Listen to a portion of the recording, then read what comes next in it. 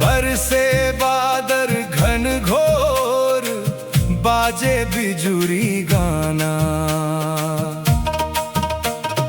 भोले बाबा के महीना आगे, गूंजे शिव के नाम। गाँव गाँव में गूंजत हावे, हर हर महादेव के धाम।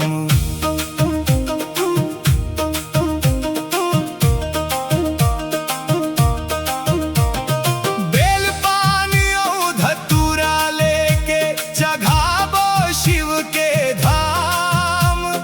जल चघा के शिवलिंग में पूरा हो ही काम।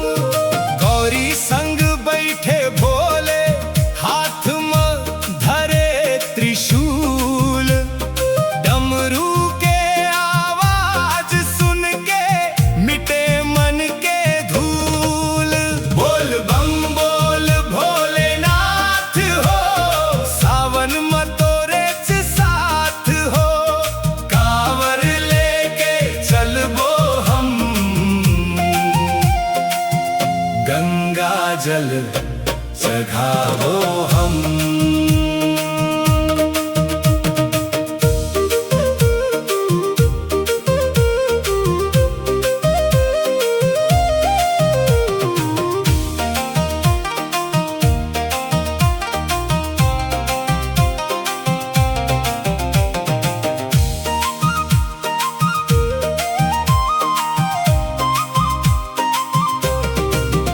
नंदी बैला के सवारी करे, जटा में सोहे चंदा। भांग धतूरा प्रिय हरे बाबा, महिमा तोरे अनंता। गाँव गाँव में भजन गूंजे, हर घर दिया बारे। सावन के हर सोमवार ला, भक्ति मन ला तारे।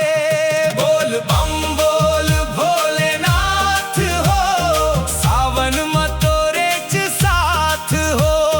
कांवर लेके चलबो हम, गंगा जल चढ़ाबो हम।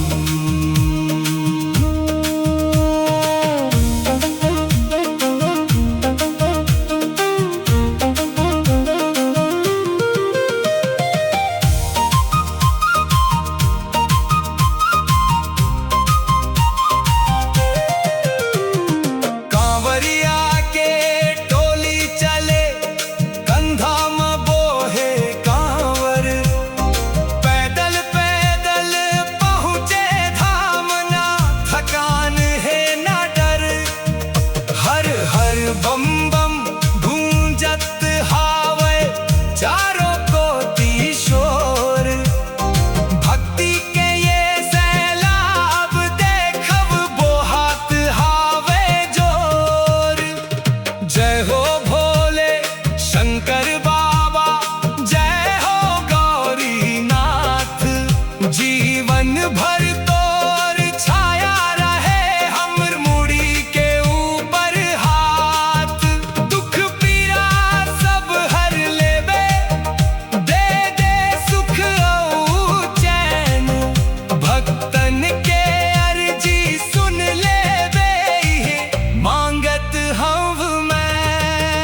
बोल बम बोल भोलेनाथ हो, सावन में तोरे च साथ हो।